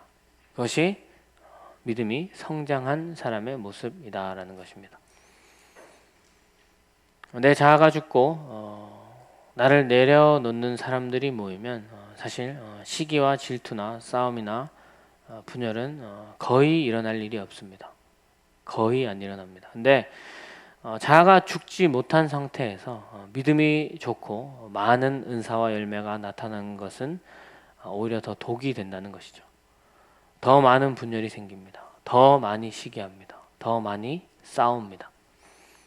쉽게 생각해 보면 우리가 충분히 이해할 수 있습니다. 자아를 죽이지 못하는 한 사람이 있습니다. 아주 이기적인 사람입니다. 근데 예언도 합니다. 방언도 합니다. 이런 은사를 가지고 있습니다. 근데 어느 날 한 사람이 더 나타났습니다. 이 사람도 이기적인 사람입니다. 이 사람은 예언도 하고 방언도 하는데 병까지 고칩니다. 이 두 사람이 만났습니다. 어떻게 되겠습니까? 더 많은 은사를 가진 사람은 더 교만해집니다. 더 자기를 공동체 안에서 드러내려 하겠죠. 반대로 조금 부족한 사람은 어떻게 되겠습니까? 시기합니다. 질투합니다. 어떻게든 저 사람을 끌어내리려고 하겠죠. 이것이 우리가 흔히 세상에서 보는 모습입니다. 근데 이 모습이 지금 고린도 교회 안에서 나타나고 있습니다. 그래서 바울이 얘기하는 겁니다. 너희가 그렇게 좋은 믿음과 은사를 가지고 있는 것이 무슨 소용이냐? 서로 사랑하지 못하고 서로 시기하고 분열하는 그런 모습을 가지고 많은 은사를 가질 바에는 차라리 아무것도 없이 서로 사랑하며 하나 되는 것이 더 낫다는 것입니다.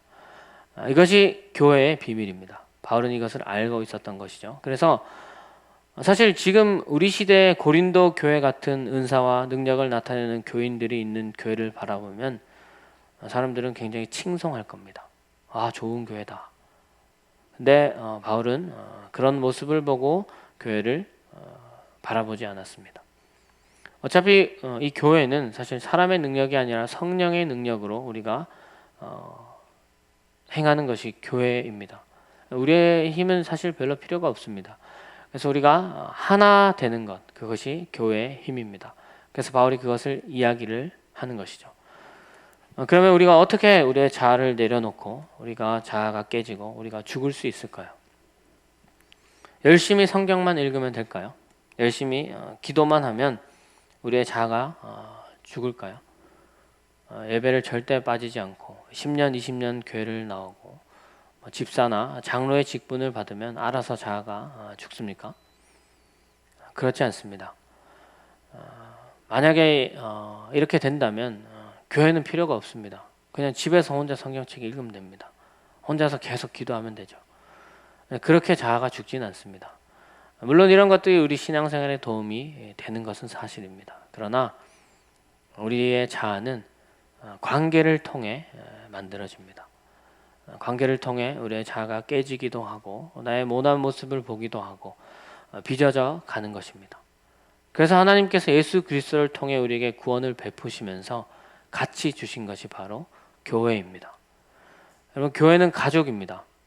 여러분이 살면서 여러분의 모습을 가장 적나라하게 드러내고 보여지는 것이 어디입니까? 가족이죠. 가족. 집입니다. 여러분의 가정입니다. 그래서 가족들은 여러분의 실체를 다 알고 있습니다. 여러분의 모습을 다 알고 있습니다. 여러분의 은밀한 비밀, 부족한 약점, 연약한 부분도 가족은 다 알고 있습니다. 마찬가지로 우리가 교회 안에서 우리의 그런 모습들을 드러내고 때로는 부딪히기도 하고 또 때로는 싸우기도 할 수 있겠지만 그런 모습들이 서로 부딪히고 다듬어지면서 우리의 믿음이 성숙해져 갈 수 있다는 것입니다. 그래서 교회 공동체와 함께 하다 보면 때로는 이 관계 안에서 열받는 일이 생기기도 합니다. 또 분노하기도 하고 짜증나기도 하고. 그러나 우리가 그 과정을 지나가고 우리의 모습을 돌아보면 변화된 모습, 성숙한 나의 모습을 볼 수 있습니다. 발견하게 됩니다. 중요한 것은 공동체를 떠나지 않는 것입니다. 화난다고 떠나버리면 그 당신은 편합니다. 근데 다시 그런 상황에 가게 되면 또 똑같은 나를 보게 될 것입니다. 그러면 그 사람은 자아가 다듬어지지 않고 있다는 얘기죠. 자아가 깨지지 않고 있다는 것입니다. 그래서 우리가 공동체, 하나님이 주신 이 교회 공동체 안에서 서로를 용납하고 또 용납을 받으면서 우리의 모난 모습들을 서로 이해하고 또 품어주고 또 서로 다듬어지면서 우리의 본이 되신 예수 그리스도의 성품을 따라 시기하고 분열하는 것이 아니라 하나됨을 이루어가게 되기를 바랍니다. 빌립보서 2장 5절에서 9절까지 말씀입니다. 2장 5절에서 9절까지 말씀 한번 읽어보겠습니다. 이렇게 책에 있습니다. 읽겠습니다. 시작.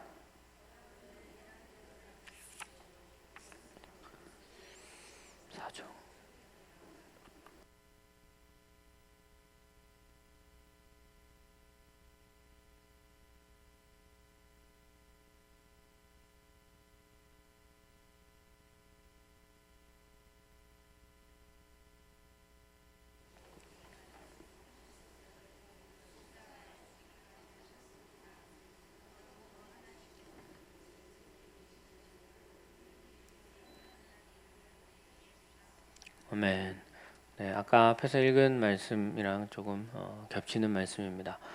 앞에 고린도전서 3장에서는 영적으로 성숙하지 못한 사람들의 삶에서 나타나는 것이 무엇인가 말씀했습니다.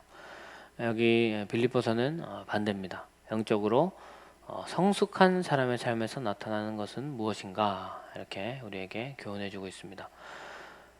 우리가 영적으로 성숙한 사람들의 태도, 그것을 어디서 발견할 수 있느냐? 우리의 본이 되신 예수 그리스도의 삶에서 우리가 배울 수 있습니다. 방금 읽은 말씀에서 예수님이 보이신 태도, 그것이 무엇입니까? 가에서 묻고 있습니다.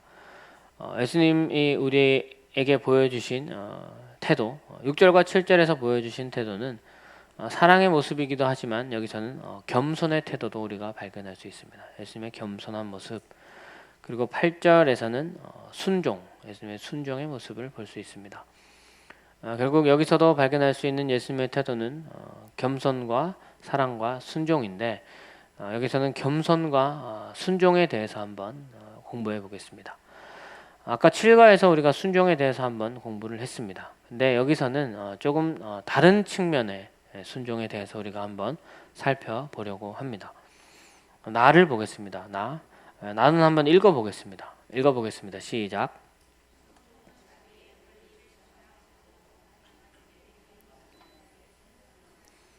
네, 나에 보면 순종에 대해서 얘기를 합니다. 자기의 권리를 주장하지 않고 하나님께 위임 받은 자에게 순종하는 것이다. 이렇게 말합니다. 아까 7과에서 우리가 순종에 대해서 배웠는데 이때는 우리가 누구에게 순종하는 것이었죠? 우리 마음 안에 역사하시는 성령님께 순종해야 된다. 성령이 우리에게 성령의 마음을 주십니다. 그러면 우리가 의지를 가지고 성령의 힘을 구하며 성령께 순종하는 삶을 살아가야 된다. 이렇게 말씀을 했습니다. 이번에는 누구에게 순종하라고 합니까? 하나님이 위임하신 권위에게 순종해야 된다. 이렇게 말합니다. 하나님께도 순종해야 되지만 하나님이 맡기신 위임하신 권위에게도 순종을 하라는 것입니다. 아까 제가 순종은 무엇을 전제로 한다라고 말씀을 드렸습니까? 관계를 전제로 합니다. 관계를 전제로. 하나님과 우리는 관계가 있습니다. 그렇죠? 성경에도 하나님과 우리의 관계에 대해서 여러 가지 비유를 통해서 말씀합니다.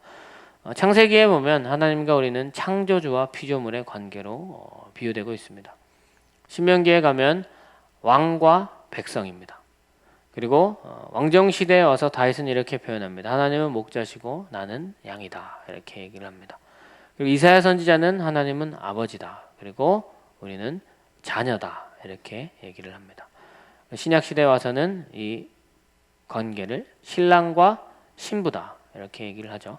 하나님과 우리의 관계는 있습니다. 분명한 관계가 있다고 성경이 우리에게 말씀해 주셨습니다. 그래서 우리는 하나님과 나와 관계가 있기 때문에 우리는 하나님께 순종할 수 있습니다. 그러면 우리가 하나님과만 관계가 있습니까? 아닙니다. 하나님이 우리에게 교회를 주셨습니다. 교회. 교회에는 누가 있습니까? 사람이 있습니다. 사람. 교회는 혼자 있는 것이 아닙니다. 사람이 있습니다. 그래서 순종은 하나님께만 하는 것이 아닙니다. 하나님이 주신 교회 안에 하나님이 세우신 사람, 하나님이 위임하신 사람에게도 우리는 순종을 해야 합니다. 우리 교회로 치자면 양들은 목자에게 순종을 해야 합니다. 이것은 하나님이 만드신 질서입니다. 왜 그러냐고 물으실 필요가 없습니다. 하나님이 그렇게 말씀하셨습니다. 하나님이 교회를 주셨고 하나님이 교회에 위임하신 사람이 있습니다. 그럼 우리는 그 사람의 말에 순종을 해야 합니다. 하나님이 모세를 세우셨죠. 근데 모세 시대에도 반역한 사람들이 있었습니다. 고라 자손들이죠. 하나님이 누구의 편을 드셨습니까? 모세의 편을 드셨습니다. 내가 모세를 세웠다. 내가 모세를 보냈기 때문에 내가 모세에게 하는 말씀을 너희는 순종하라. 이렇게 하나님이 말씀하셨습니다. 오늘도 마찬가지입니다. 하나님이 여러분에게 목자를 세우셨습니다. 그리고 때로는 여러분을 도와주는 양육자들도 있을 것입니다. 그분들의 말에 여러분이 순종해야 합니다. 그것이 하나님이 우리에게 말씀하시는 명령이라는 것입니다. 그래서 달을 보면 성경은 우리가 누구에게 순종해야 하는가 그 구체적인 관계를 아주 구체적으로 말씀해 주고 있습니다. 네, 에베소서 말씀은 자녀는 부모에게 순종해라고 이야기합니다. 네, 이것은 당연합니다. 자녀가 부모에게 왜 순종해야 합니까? 묻는 사람은 없습니다. 네, 그런 사람은 있으면 안 됩니다. 무조건 순종해야 됩니다. 자녀는. 그리고 아내는 남편에게 순종해야 합니다. 남편은 아내를 자기 몸처럼 사랑해 줘야 하는 것이죠. 그리고 하인은 상전에게 순종해야 합니다. 나오죠. 교인은 지도자에게 순종해야 합니다. 성도는 지도자에게 순종해야 합니다. 시민은 관리에게 순종해야 합니다. 이것이 하나님이 만드신 질서라는 것이죠. 그래서 오늘 우리에게 적용할 수 있는 가장 실제적인 것은 교회 공동체 안에서 여러분이 순종해야 할 대상, 목자, 양육자에게 순종하는 것입니다. 목회자에게만 순종해야 된다. 이런 말을 하는 사람들도 있습니다. 근데 목자에게 순종하지 않는 사람, 자기 바로 위에 있는 사람에게 순종하지 않는 사람은 그 순종이 잘 되지는 않습니다. 그래서 목자에게, 양육자에게, 여러분을 도와주는, 사랑으로 여러분을 섬기는 분들에게 여러분이 순종하시기를 바랍니다. 제가 한번 생각을 해봤습니다. 언제 순종이 잘 되지 않을까? 왜 순종이 잘 되지 않나? 순종이 잘 되지 않는 이유가 무엇입니까, 여러분은? 대부분은 이해가 잘 되지 않으면 순종을 하지 못합니다. 이해가 되지 않으면. 내 생각과 너무나 다르면 순종이 잘 되지 않습니다.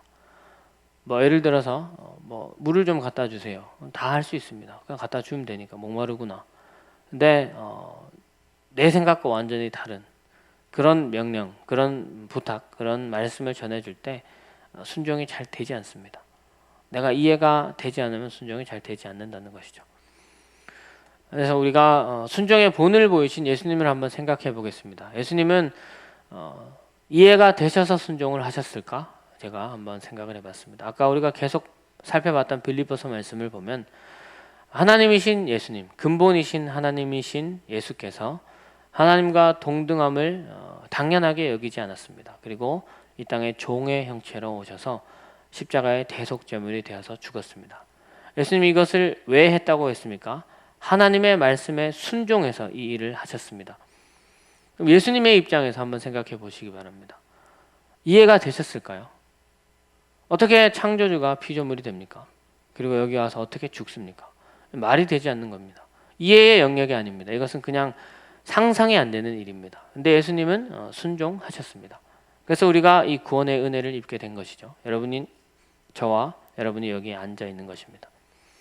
그래서 때로는 우리가 이해가 잘 되지 않을 수 있습니다. 받아들이기 힘들 때도 있습니다. 그러나 우리가 우리의 생각을 내려놓고 예수님처럼 순종하게 되시기를 바랍니다. 그렇게 우리가 순종할 때에 우리의 자아가 깨지고 빚어지는 일들이 일어나게 되는 것입니다. 말씀드린 것처럼 우리의 자아는 성경을 읽고 기도만 한다고 해서 그냥 내려놓아지지 않습니다. 관계성을 통해서 때로는 내 뜻을 꺾고 순종함으로 우리의 자아가 내려놓아지게 되는 것입니다. 우선 우리가 하나님의 말씀에 순종을 해야 합니다. 그리고 하나님이 세우신, 하나님이 위임하신 사람인 목자나 양육자들, 이분들이 여러분의 영혼을 위해서 기도하고 사랑의 마음으로 여러분에게 권면한다는 것을 꼭 기억하시고 기쁜 마음으로 순종하는 순종의 사람들이 다 되시기를 바랍니다. 두 번째로 예수님의 삶에서 나타나는 특징은 겸손입니다. 겸손. 겸손이라는 말은 사실 우리가 자주 사용하는 말이죠. 세상에서도 쉽게 들을 수 있는 말입니다. 그래서 어떤 의미인지는 굳이 말씀을 드리지 않아도 여러분이 다 쉽게 이해하고 계실 겁니다. 그래서 겸손이 어떤 의미인가 이것을 살펴보기보다 우리는 어떻게 겸손할 수 있을까 이것을 한번 생각해 봤으면 좋겠습니다. 겸손해야 된다는 거 여러분 다 동의하실 겁니다. 붙잡고 사람들 길거리 지나가는 사람 물어보면 대부분은 동의합니다. 근데 겸손한 사람이 찾는 것은 쉽지 않습니다. 겸손이 그만큼 쉽지가 않다는 것이죠. 방금 읽은 말씀 바로 앞에 말씀 빌립보서 2장 3절을 보면 우리가 어떻게 겸손할 수 있는가 우리에게 말씀해 주고 있습니다. 네, 한번 읽어보겠습니다. 2장 3절 말씀 읽도록 하겠습니다. 시작.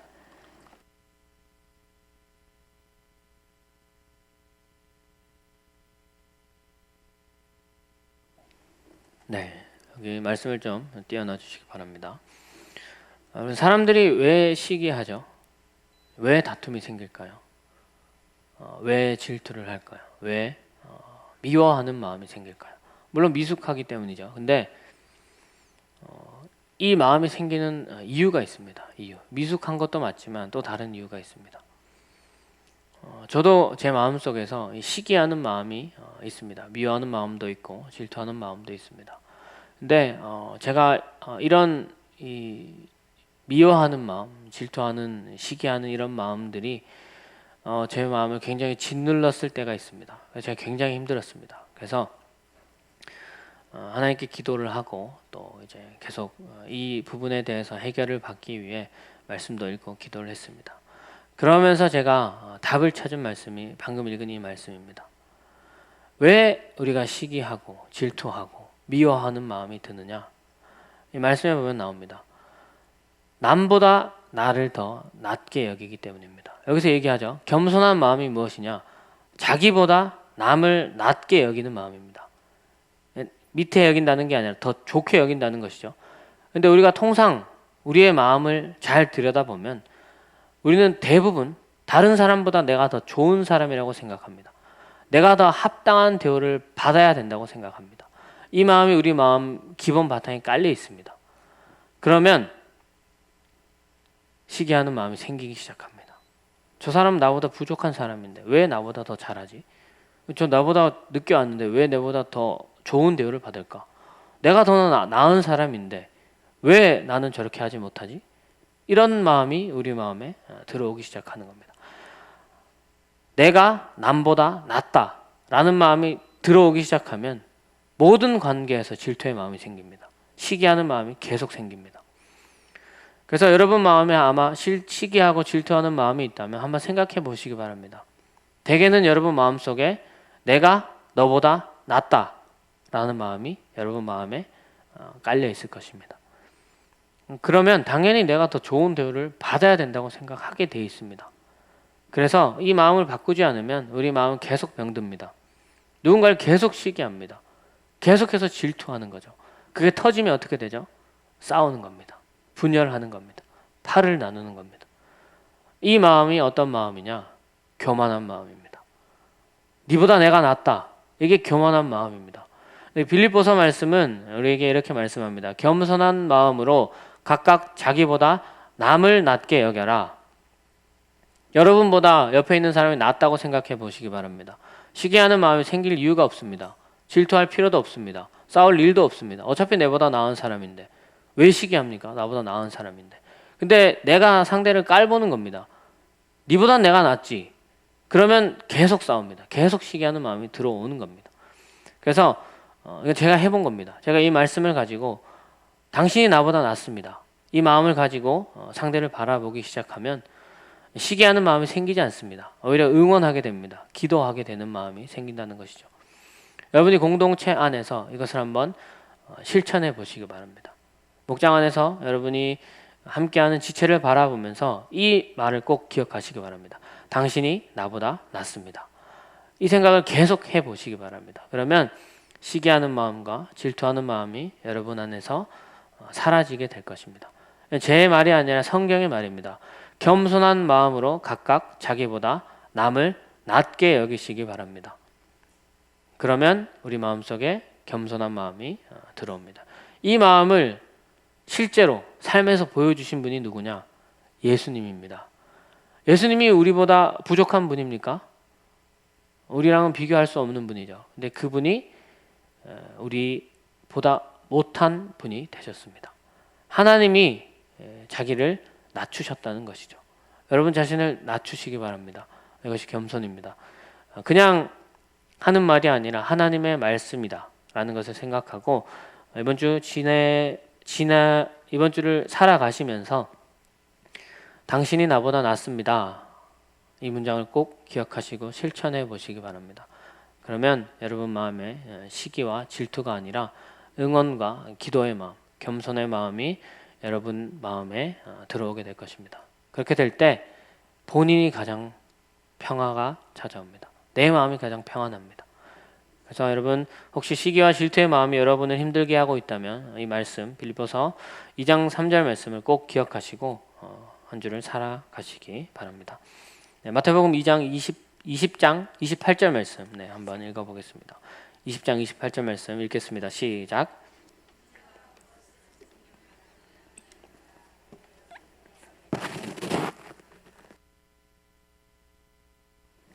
아멘.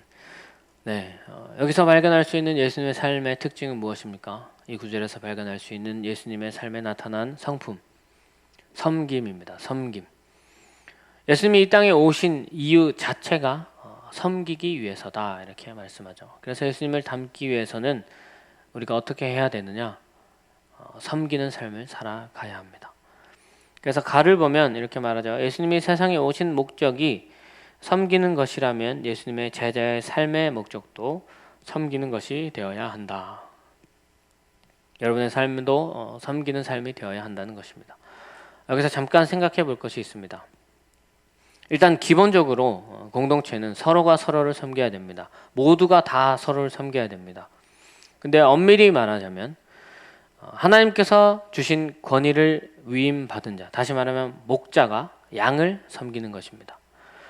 그리고 양은 어떻게 해야 됩니까? 목자에게 순종하는 것입니다.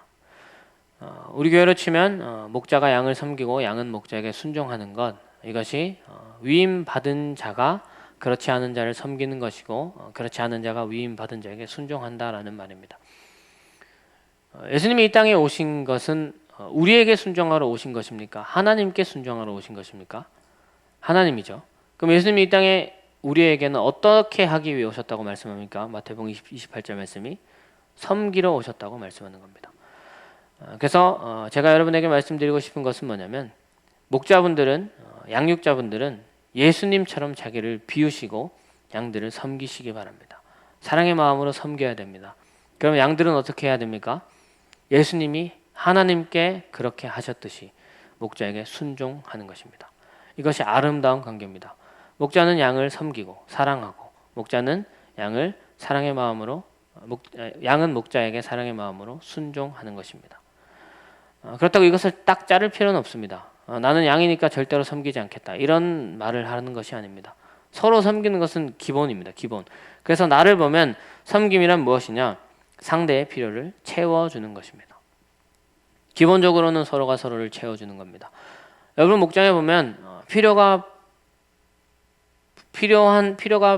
채워져야 하는 사람이 보일 것입니다. 섬김이 필요한 사람이 보일 것입니다. 그 사람을 여러분의 섬김으로 그 필요를 채워주시기 바랍니다. 목장에 보면 부족한 것이 보이는 사람이 있습니다. 내 눈에는 안 보이는데 누군가는 저 사람 저게 필요한 것 같다라는 것이 보이는 사람이 있습니다. 저거 부족한 것 같네. 저걸 내가 좀 채워줘야 되겠네. 내가 섬겨줘야 되겠네. 이게 잘 보이는 사람이 있습니다. 그것은 하나님이 주신 은사입니다. 모든 사람에게 잘 보이진 않습니다. 안 보이는 사람도 있습니다. 근데 특별히 저 사람 도움이 필요한 것 같아 라는 게 보이는 사람이 있다는 것이죠. 하나님이 여러분에게 주신 은사입니다. 그러면 그 필요를 섬김의 은사로 여러분이 채워주는 분들이 되시기를 바랍니다. 네, 빌립보서 이제 뒷장입니다. 빌립보서 3장 12절에서 14절 말씀, 마지막 말씀입니다. 이거 한번 읽도록 하겠습니다. 읽겠습니다. 시작.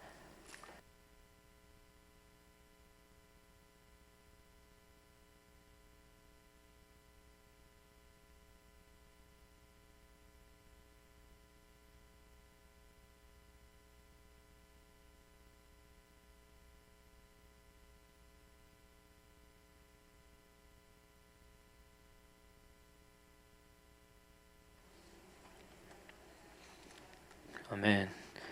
네, 여기서 바울은 부정적인 표현을 많이 쓰고 있다 이렇게 얘기하고 있죠. 찾아보자 이렇게 얘기하는데 얻지 못했다, 이루지 못했다, 붙잡지 못했다 이런 말들을 사용하고 있습니다. 바울이 얻지 못하고 이루지 못하고 붙잡지 못한 것이 무엇인가? 우리가 지난 주일 말씀을 통해서 빌립보서 말씀에 이 본문을 배웠습니다. 그러나 오늘 이 성경 공부에서 배우는 우리가 이 주제를 국한해서 보자면 바울이 아직 얻지 못하고 이루지 못하고 붙잡지 못한 것이 무엇이냐? 예수님의 성품입니다. 예수님의 성품.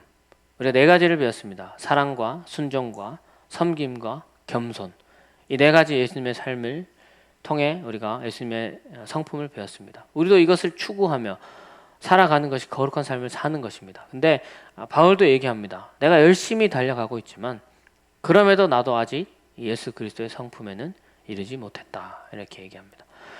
빌립보 교회는 바울과 굉장히 사랑의 관계 속에 있었다. 우리가 배웠습니다. 그래서 사람을 보내서 감옥에 있는 바울에게 돈을 전달하고 또 뭐 위로의 말, 기도의 말을 전달했습니다. 아마 빌립보 성도들은 바울의 신앙이 완벽하다라고 생각했을 수도 있습니다. 근데 바울은 빌립보 성도들에게 편지하면서 이렇게 얘기하죠. 나는 아직도 얻지 못했습니다. 아직 이르지 못했습니다. 아직도 붙잡지 못했습니다. 제 신앙은 아직도 완성된 것이 아닙니다. 아직도 나는 예수 그리스도를 따라 열심히 달려가고 있습니다. 이렇게 이야기를 합니다. 바울이 어떤 사람인가 우리가 배웠습니다. 수련회를 통해서 배웠습니다. 바울은 정말 자신의 인생을 다 던졌습니다. 그리스도를 위해서 온 인생을 던진 사람입니다. 우리가 지금 살펴본 성경책의 대부분도 바울이었죠. 성경이 66권입니다. 신약성경 27권 중에 바울이 쓴 책이 13권입니다. 거의 반을 썼습니다. 그리고 히브리서까지 만약에 바울이 썼다라는 거 인정하면 14권입니다. 절반 넘게 쓴 겁니다. 굉장히 대단한 사람이죠. 정말 위대한 사도입니다. 근데 이런 바울도 이야기를 합니다. 나도 아직 그리스도에 이르지 못했다. 그리스도의 성품에 이르지 못했다. 그래서 내가 어떻게 하냐? 나를 사로잡으신 그리스도를 바라보며 그분에게 잡힌 바 되어 표대를 향해 지금도 달려가고 있다. 이렇게 말합니다. 12절에 보면 바울이 이렇게 얘기하죠. 오직 내가 그리스도 예수께 잡힌 바 된 그것을 잡으려고 달려가노라.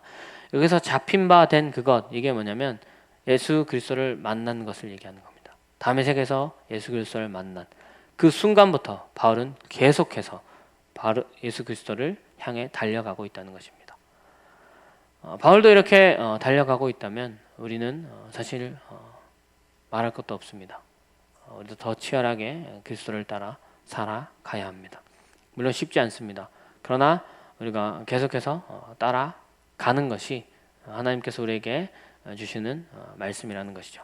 오늘 우리가 예수님의 성품인 사랑과 순종과 겸손과 섬김에 대해서 배웠습니다. 이것이 거룩한 삶에 나타나는, 거룩한 사람의 삶에 나타나는 모습이라는 것입니다. 말씀을 통해서 돌아보면 부족한 것이 많습니다. 저도 아직까지 부족한 모습들을 많이 발견하게 됩니다. 그러나 중요한 게 무엇입니까? 그런 부족한 내 모습을 바라보고 좌절하는 것이 아니라 바울처럼 앞에 계신 그리스도를 바라보고 계속 달려가는 것, 그것이 우리에게 필요하다는 것입니다. 오늘 순종이 안 된다고 포기하는 것, 주저앉는 것, 그것은 사탄이 주는 마음입니다. 포기하고 주저앉는 것이 아니라 바울의 고백처럼 앞에 계신 그리스도를 바라보며 표대를 향해서 날마다 주님이 우리에게 보이신 성품인 순종과 섬김과 사랑과 겸손의 삶을 살아가는 것입니다. 그렇게 살아가고 시간이 지나 보면 아마 여러분의 삶이 많이 성장했다는 것을 발견하게 될 것입니다. 이것이 거룩한 삶입니다. 거룩한 삶은 뭔가 특별하게 보여지는 것이 아닙니다. 여러분의 삶에서 여러분이 예수님을 따라 살아가면서 공동체와 함께 변화되어 가는 삶을 살아내는 것이 거룩한 삶입니다. 이것이 우리 삶의 목표요 표대가 되기를 바랍니다. 기도하고 마치겠습니다. 하나님 아버지, 오늘 우리가 그리스도인의 삶이 또 믿음에 성장하기 위해서 어떻게 살아가야 하는지 배웠습니다. 예수님이 우리에게 보여주신 성품 네 가지, 사랑과 순종과 겸손과 섬김, 그것이 무엇인지 배웠습니다. 그리고 그것은 오직 그리스도를 믿는 자들의 삶에서만 나타나는 삶이며 우리가 그렇게 살아갈 때 우리의 삶이 거룩한 삶이 된다라는 것을 배웠습니다. 우리가 거룩하기 위해서 뭔가 스스로 달라지려고 노력하는 것이 아니라 우리 안에 계시는 성령님의 말씀에 반응하고 순종함으로 세상과 다른 구별된 거룩한 하나님의 제자로서의 삶을 우리가 모두 다 살아갈 수 있도록 은혜를 더해 주시옵소서. 부족하고 연약하지만 포기하고 주저앉는 것이 아니라 우리 앞에 우리의 본이 되신 그리스도를 바라보며 날마다 변화된 삶을 살아가는 우리 모두가 될 수 있도록 하나님께서 은혜를 더해 주시옵소서. 감사드리며 살아계신 예수 그리스도 이름으로 기도드렸습니다. 아멘.